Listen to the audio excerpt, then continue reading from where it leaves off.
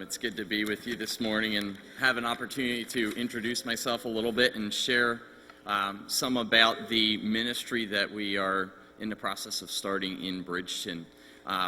Just to share a little bit about myself, I grew up in a Christian home as the son of a pastor and kind of went through all of the knowledge sessions that a good pastor's kid goes through in memorizing scripture and memorizing different catechisms. But it took actually going overseas and doing a missions trip over in Africa for all of that to actually hit home, and for me to realize that it had to be more than just words or more than just saying something because somebody was going to smile because I got the right answer. But it had to be Christ living in my life, and it had to be mine. It couldn't be my parents. It couldn't be the Sunday school teacher's faith. It had to be my faith and my relationship with Jesus Christ. And so, as a result, had a lot of desire to go back and do more missions work. And that first missions trip I actually took while I was a senior in high school. I went back again to Africa when I was a freshman in college, and then went there yet again after I graduated from college. I went to Uganda, and that's where I met my wife. We were both actually from New Jersey, but ended up going over there working with the same couple that we mutually knew, and ended up getting engaged. So we both knew from that we had a real desire to be involved in missions, and also knew too that we couldn't be in Africa. My wife had some severe issues with malaria while we were there, and so we just couldn't stay there for the health of it. And so we kind of came back and looked into where we could go, and God ended up calling us down to Guadalajara, Mexico. So from 2004 to 2011, that's where we were. We were serving in Guadalajara, Mexico. I worked as the director of a nonprofit organization there that worked in conjunction with the church. And the idea was that we wanted to go and serve and help build up this diaconal ministry, and ultimately kind of pass it back. All along, we wanted to make sure that the people that we were working with knew that we were there to support them, not that we were expecting to be supported to do the work, and that we wanted them to have an ownership of it.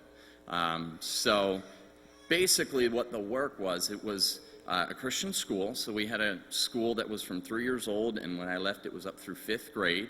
Had about 60 students in that school. It was in an underdeveloped community, and the idea was that it's a Christ-focused school, and we would work with the students. They would have their Bible class. The teachers would share their faith all throughout. But then also we would have training classes for parents. And the first time we had a training class, about 4 of them showed up, and by the end there was about 35 parents that would come to these classes because they were seeing the impact in their child's life and seeing the difference that Christ was making in their lives. So it was really neat to see the progression. We never advertised it. It was just word of mouth with parents who sent their kids to the school who said, you know what, I like the change I'm seeing in my child here. Had one parent comment, well, how did my child win the award for best behaved? He's terrible at home. And I said, well, it's a matter of biblical values and the teachers loving and giving these kids some direction. So we had that school. We also ran a medical dental clinic. And then with some friends, we started an orphanage, which now has 17 kids in it.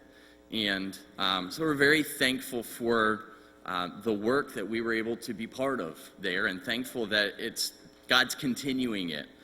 He's put a strong group of Mexican nationals there who really have a desire to reach their country. And so it's fabulous to be part of encouraging them to reach out in their local communities and do that. And then when we came back again for a couple of reasons. One was because we wanted to turn the work over to the Mexican nationals so that they would have a sense of ownership of it and really feel like it was their work. And the other was we had 5 kids, and it just was a lot to try to travel and go back and forth, and I felt God was calling us to settle down a little bit and provide some stability for them as well.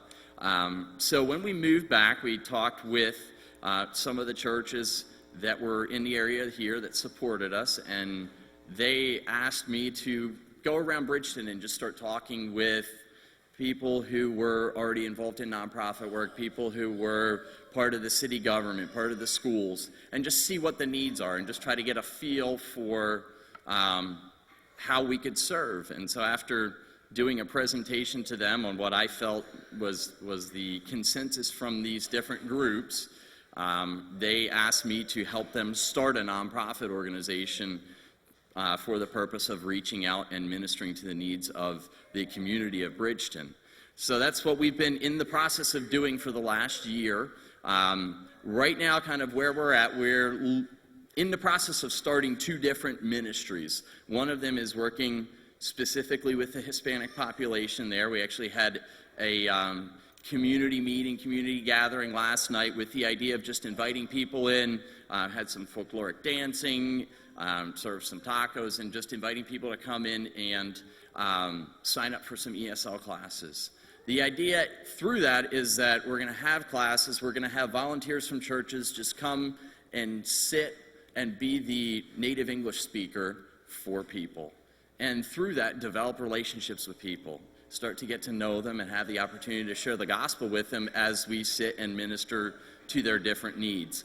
We're also hoping to have some tutoring in conjunction with that as well, and then just looking to hear from them where their needs are and seeing how we can minister to them. And then the other aspect of the ministry that we're looking into is we are hoping to start a ministry in the Bridgeton Villas. The Bridgeton Villas is well known for many things that it shouldn't be well known for.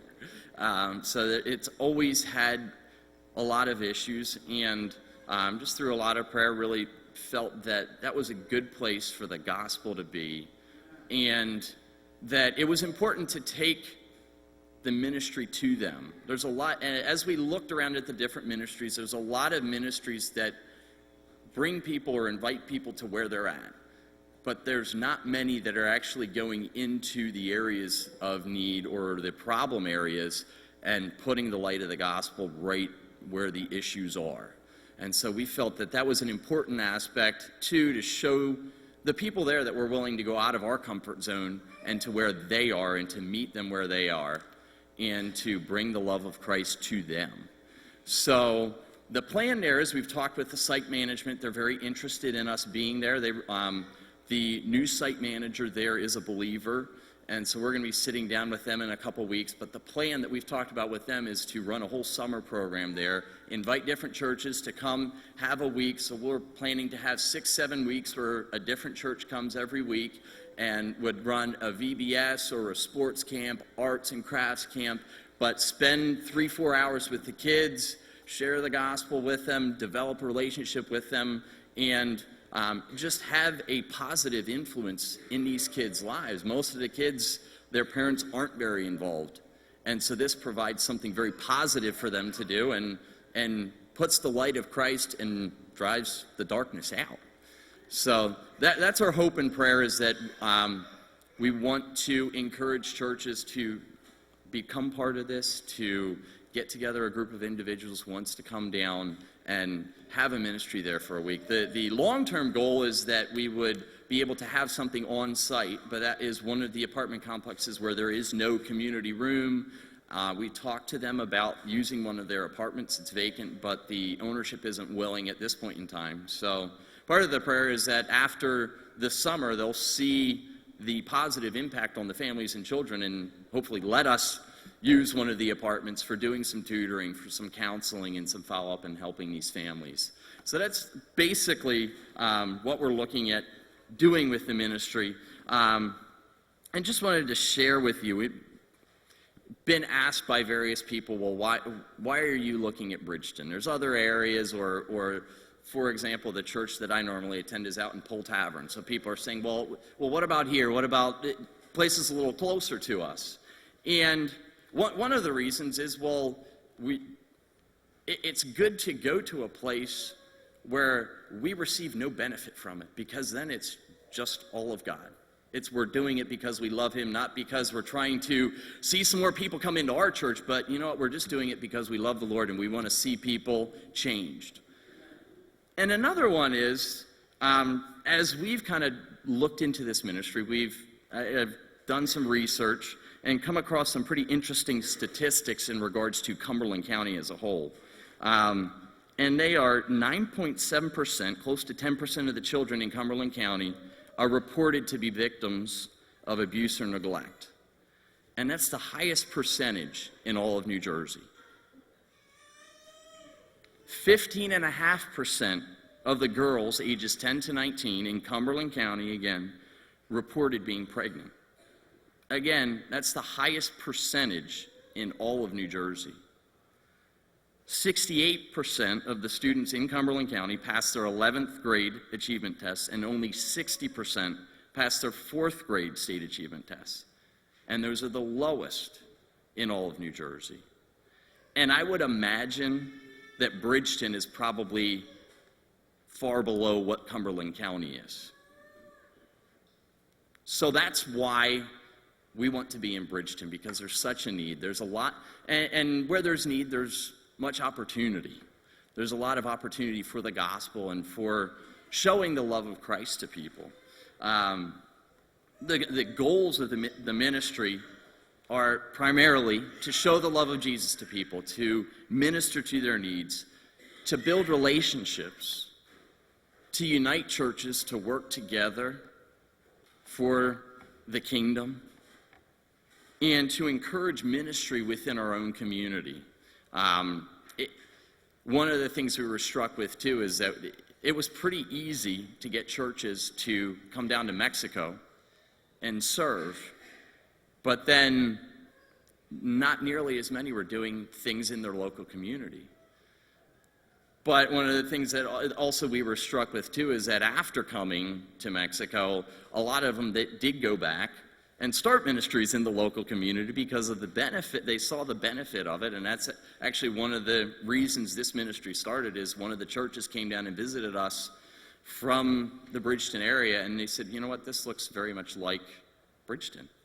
Why can't we do this in our own community right 10 minutes down the road? So there's an importance of doing it in our own community, and it's a great way to encourage the church body as a whole to work together to minister to the needs of others. So ways that we're looking for involvement through prayer, praying for the ministry, and then also looking for volunteers, looking for people who are interested in just spending some time, getting to know somebody, sitting in ESL classes. We've purposely set things up so that there's not any prep time needed. We're not looking for teachers. We just want people to come, sit down, and build a relationship with someone. Just be that English speaker who will sit and talk to somebody, help them with their pronunciation. And through that, again, you're going to develop a relationship and get to know them and have an opportunity to share the love of Christ with them. And then also, as I mentioned, through this ministry in the Bridgeton Villas, looking for churches to get together, to be willing to plan a week. A lot of churches already do a VBS, and just bring the VBS, take some of those activities, and do it right in the villas.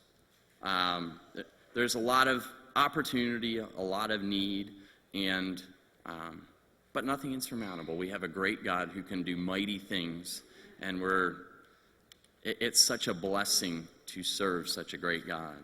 And I want to close by reading a very familiar verse, a verse from Isaiah 52, verse 7. It says, "How lovely on the mountains are the feet of him who brings good news, who announces peace."